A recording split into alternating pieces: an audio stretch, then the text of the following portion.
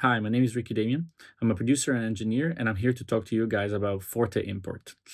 Forte is an idea that I had with the fantastic guys from Forte about a year ago, and I'm really, really excited to talk to you about it because it's something that has been at the back of my mind for a long time, and it all stems from the idea of what's the best way to get rid of those boring and repetitive and very, automatic tasks that are required when you're using software, when you're using files, when you're working in DAWs. Um, and what's the best way to get rid of that and be able to be more creative, spend more time, doing the things that are really important, that where creativity matters, where life matters, if anything.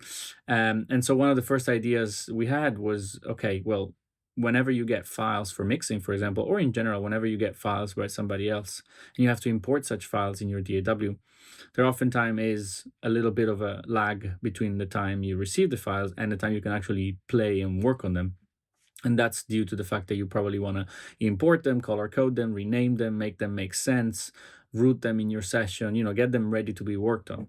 And so whenever we were brainstorming at the beginning, we thought, okay, this could be a process that could highly benefit from a software that can do that for you. And at the beginning, that was very much a fantasy. And I'm proud to say that after a year, we got to a point where we have something that is really, really impressive. And I'm here to show it to you. So I would say that Forte, in this instance, does not only help people that want to mix. I guess the common understanding is oftentimes the people that would benefit the most from this are mixing engineers. I think anybody that needs to import any files on Pro Tools and in the future on Logic Pro will benefit from this software because oftentimes you get stuff from other producers, from musicians, stuff that is maybe not necessarily properly organized, properly color coded or labeled or anything like that. So anybody that uses a DAW can benefit from this software. So let's go and have a look at the features that we've developed so far for Forte. So I have it in front of me and you can see it on your screen. So as you can see, it's a very simple window, and then it shows you the session that you're working on. This is very important because, obviously there's a few of the things that I will explain that will be very session dependent. So it makes sense for it to really understand what you're working on. And so initially, when you open the software, you'll be asked a very simple question, which is, do you want to work on the session you already have open? Do you want to open another session, or do you want to create a new session from Forte? This is vital, obviously, because the software understands a lot of things about the session you're working on. And in the way that is helping you to prepare the files to be imported, there are certain information that needs to be grabbed. And so therefore, in this situation, I'm going to say, okay, let's stay in the session that I already created. Otherwise, I could create a new one or open another one. What I want to show you is the main thing here. So in our main settings, we have something called our categories. And so this is very, very important and applies to how we handle some of the most important features of Forte import, which are the color coding, the renaming, the categorization for importing, and the routing. So to quickly go from the top, the first thing you should do when you open Forte is that you go and set your categories. We normally suggest some categories that should give you a head start, but this is highly customizable. And in fact, what you see on the screen right now is the version of my preferences in this situation. And so you can create as many categories as you want. You can add more at the bottom if you like. And in these categories, you can define the main name. You can define the color, and this is matched to the Pro Tools colors. You can define what instruments or what names or what elements get recognized and therefore put in that category by the software. So this is done because for a lot of different tools that you can use within Forte import, it is important to basically tell the software how you like to break down your stuff. So in this instance, for me, drums is, stuff that is called drums, overhead, kick, snare, hi-hat, tom, clap, all these things are drums for me. But it's also important to show that here we have a predefined list of things, but I can also specify how I would like the software to rename it. So for example, I want my kicks to be named just K. And so I can do that straight from the general settings. And I know that every time the software sees a kick drum or recognizes a kick drum, is going to rename it like this and put it in the category. And at the end, you have something called routing destination, which lets you choose a default predefined routing option. But we'll get into routing in a second. So the most important thing to do at the beginning is to set this up, and this lets you choose, lets you discover, let's say, some of the main features of Forte. So one of them is color coding, probably the most obviously visually pleasant to see whenever you use the software. Is based on these settings, the software color codes your tracks based on your preferences.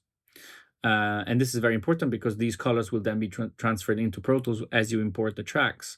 And the benefit of having, obviously, I don't have to say this, some people don't like colors in Pro Tools, and that's fine because you can decide not to do something like that. But the benefit of colors is that you know exactly, you have a very strong familiarity on where things are and what they are in the session, and you can instantly jump to them without having to really think about too much. And so the fact that we can do this automatically saves a lot of time to everyone. And obviously you can do it to as many, you can create subcategories. You can do, no, I want my kick drum to be a certain color, I want my snares to be a certain color. You can do that in the software, and so that's very, very useful.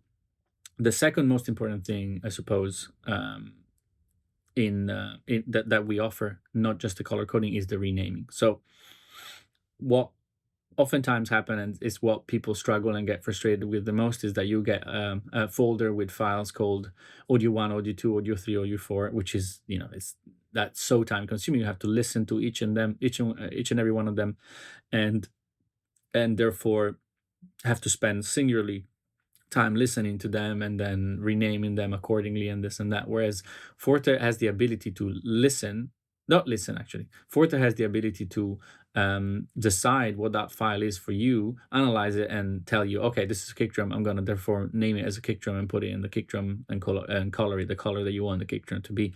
So we have a very sophisticated way of recognizing instruments, recognizing sounds, and basically helping you put them in the right category and therefore name them and color code them the right way, and therefore route them in the right way as we get to the routing later. These two are the main features. Those were the first things that we started with, and this already saves so much time. And we were very excited when we actually finally managed to find a way to make it work. And as far as renaming is concerned, of course, we give the user a few options because we know that some people have different, preferences. So you can change the style of your name. As when we rename the tracks, you can decide to have everything uppercase, capitalized, lowercase. Some people have different preferences, so we allow this to be customized. And also we allow from the global setting here to avoid renaming. If you're working on something that it's something that maybe you worked on, you don't want to change the name, you just want to do color coding and routing, we allow people to deactivate the renaming option in that case, so that rename algorithm is not gonna the rename function is not gonna be applied to the thing. So these are the two main features. The third main feature, and actually our most recent introduction to this, is the routing. So again, looking at this, which is the import settings, the general settings, based on a session that has your mixing template, for example, like the one that I have open right now, you have the ability to decide to assign certain categories to certain predefined buses or outputs. And this is amazing because usually most mixing engineers or most people in general, when they import, they have their own template, and such template will have their own import template, as in will have its own IO template, pretty much set and always consistent between sessions. And what we can do here is that based on what the instruments are and how they get categorized and recognized, they can already, if you like, if you don't like, you don't need to do it. It's an option that can be used or not used.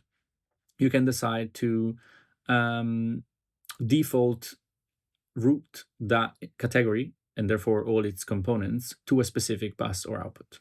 And this can be assigned here in the import settings. So as you can see, the drums are simple.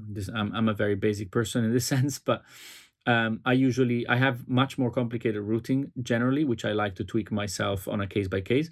But as a rule of thumb, I like to say that all my drums go to an all drums bus, all my percussion go to an all percussion, and so forth. And so very easily here you can, you have access to all your buses and all your outputs in the session, and you can easily decide, oh, I want all of this to be, done by default. Of course, these things can then be changed and tweaked on a session by session basis when you import a specific session, but this is like the general settings. And what the software will automatically and default without you having to say yes or no, and suggest you, which is, I think, very streamlined and super fast, and quite useful. Other things that are important to mention are two things here at the bottom, which are features that we decided were really important to add, and therefore we wanted to add it to almost make the whole import process comprehensive and fully executed. And it's strip silence and stereo to mono conversion. So strip silence is, needs no introduction. It's a Pro Tools feature that lets you get rid of the silences. And what we offer here is that you can set your own settings based on, I have, these are kind of my default settings that I know will work for like 95% of the tracks.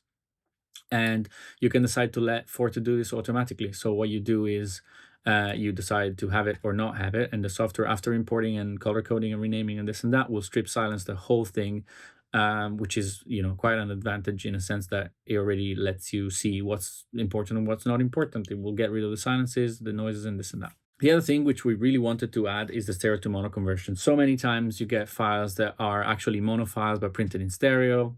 Many times you get stuff that is like fully panned to the left or fully panned to the right, but they're printed in stereo because sometimes either the DAWs or the way you're bouncing implies that that's the way it's going to happen.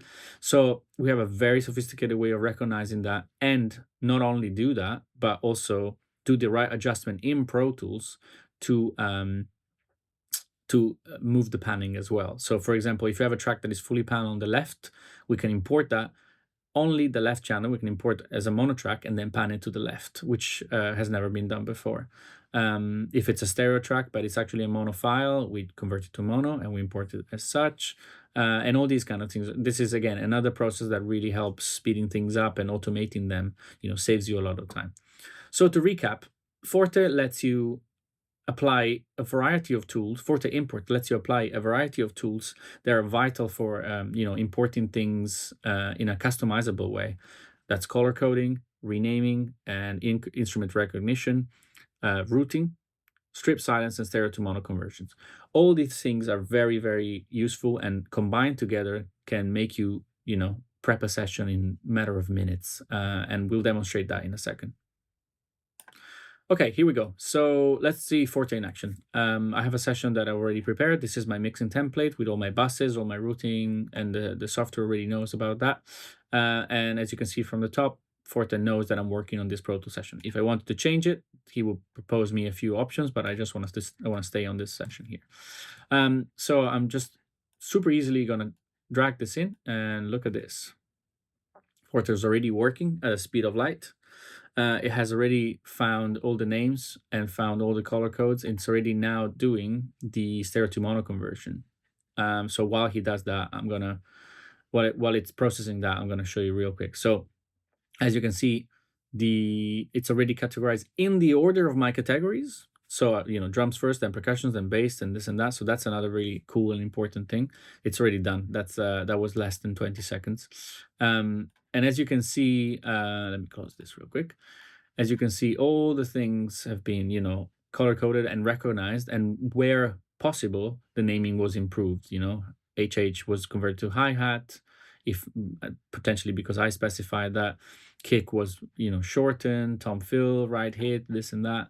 All these things were, categorized. And then we have percussions, then we have the bass, then we have guitar. Let's found the synths, found the vocals, blah, blah, blah. And oftentimes there are things that Forte goes, okay, look, I don't know exactly what this is. So I'm going to not categorize them, and it's up to you, whatever you want to do. For example, in this situation, there's a breathing sample, which, okay, it's breathing. So from here, I can go, okay, I want to keep the original name or not. I want to rename it, or I want to put it in a category. So in these situations, because it's sort of like a backing vocal, I'll put it in a backing vocal. Same thing here. For some reason, these BVs have not been picked up. So I'm just going to go here and put them in backing vocals. Obviously, you have a little drop-down menu here and a waveform where you can listen to the actual file, which is very, very useful, in a situation where you are not sure exactly what's going on. We have a few other things that I'm going to just quickly, and you can see how easy it is, like a glockenspiel, most likely. So I'm just going to put that in percussions, perk, see what that is. It's kind of like a shaker and a tambourine together. So I'm going to go shake your tambo and put it in percussions. Same thing here. These are all percussions. So we're just gonna go here. Snaps again. And then whistles, I'm gonna put BV. Backing vocals. Here we go. Cool. And so that shows me that it's all ready to go. And as you can see, it's identified most of them as stereo. But here, for example, we have a fake stereo. So this glockenspiel was fake stereo, which means it's actually mono printed in stereo. So it's telling me that it's already converting it in mono, which is great.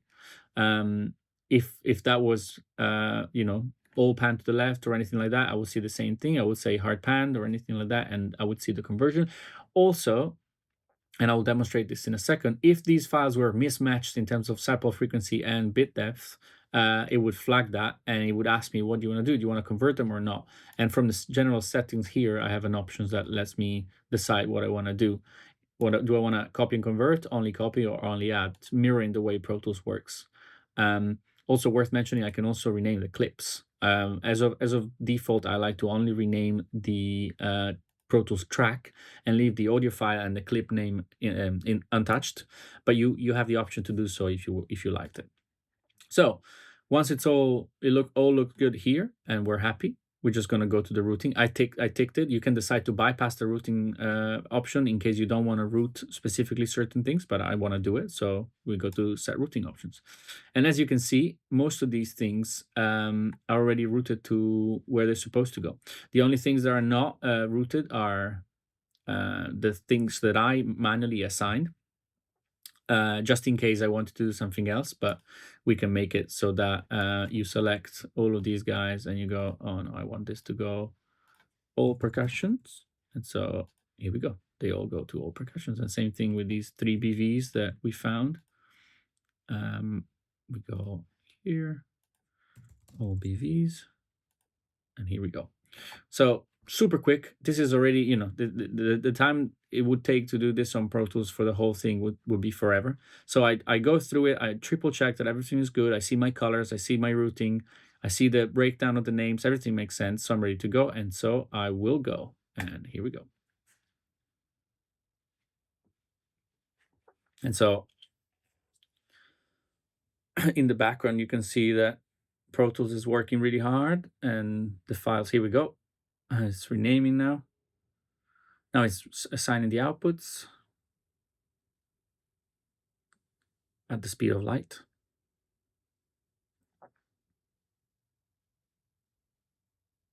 And the last thing it's going to show you is that you'll see it come down in a second, that it's strip silencing the whole thing. There we go.